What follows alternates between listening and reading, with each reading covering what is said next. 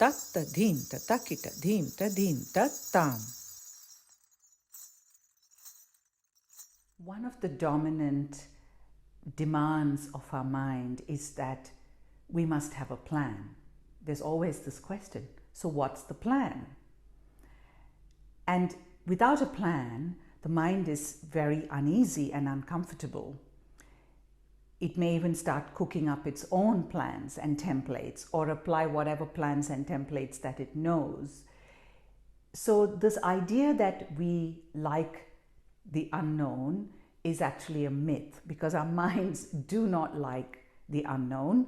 Even if it thinks that it likes the unknown, it is because the mind is determined to make it known, to apply what it knows, to bring everything that it knows, and then to make whatever is unfamiliar familiar.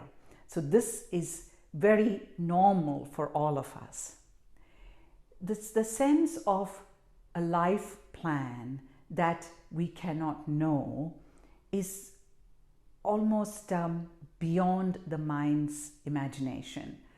What does it mean? How can it even be a plan if I can't see it, if I can't know, if I can't predict it, if there isn't something that's going to tell me what's coming or what's going to happen? And yet, in archetypal tradition, there is this beautiful archetype of the seed, of dropping into that seed consciousness, the seed experience of the body, just like a seed that falls into the bottom of the ocean and just floats, so we can see the floor of the ocean, and we are moved by the movement of the currents or whatever is going on, perhaps the movement of a sea creature that swims past us and ruffles the waters, or even we are aware of the waves above us as we are simply floating, watching the floor of the ocean. And in this seed, when we return to seed, it is the invitation to acknowledge that the seed holds the wisdom of unfolding. Just as the seed of a tree knows the tree within it. We don't have to go in and give a plan to the seed and change it or teach it. The seed always unfolds into the tree that is already within it. And this is why in ancient dance, the trees are the archetypal dancers. They teach us what is that expression of that emerging from the seed, at that poetry of emergence from the seed into the dance of the trees. And when you look at the tree, even when they are still, there's so much movement in their branches, in their shapes against the sky. It is a dance. It is always a dance. Each tree is a divine archetypal dancer.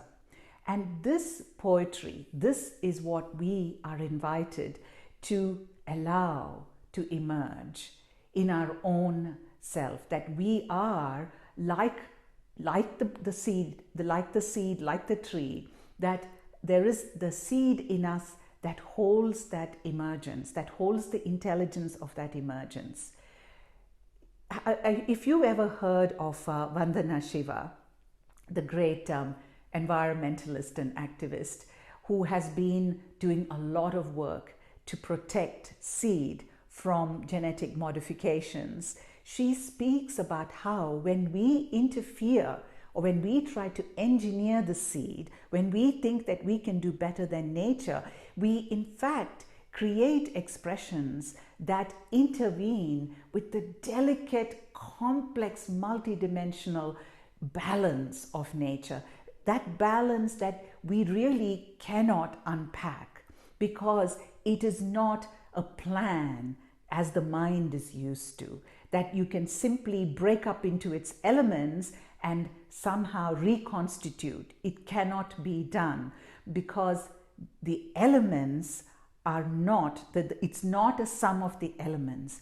It is much more than that. It is about the poetry of the interstices, that poetry which is not available to us if we go with that plan, roadmap, structure, process-oriented approach.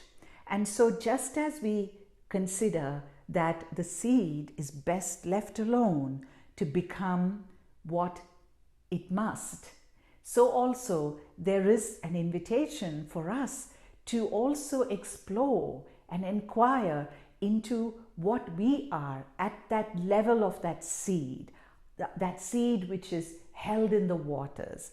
And what is it to actually allow the emergence of that seed and the poetry of that seed. And it's not a passive thing. We are not standing back and witnessing this emergence. On the contrary, we become that emergence. We are the poetic dance of the emergence of the seed as the tree in the world.